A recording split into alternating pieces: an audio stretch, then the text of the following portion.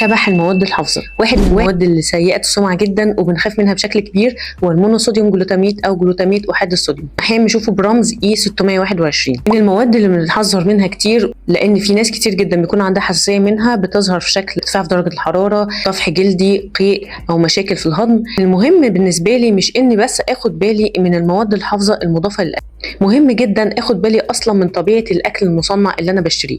مش منطقي ان اكون خايفه ان الاكل يكون مضاف لي اي مواد حافظه زي المونوصوديوم جلوتاميت مثلا، وانا في الاصل بشتري منتج مصنع سيء جدا رديء، هو في حد ذاته بيشكل لي امراض ومخاطر كتير زي الشعريه سريعه التحضير، زي كسل الشيبس، او زي اللحوم المصنعه.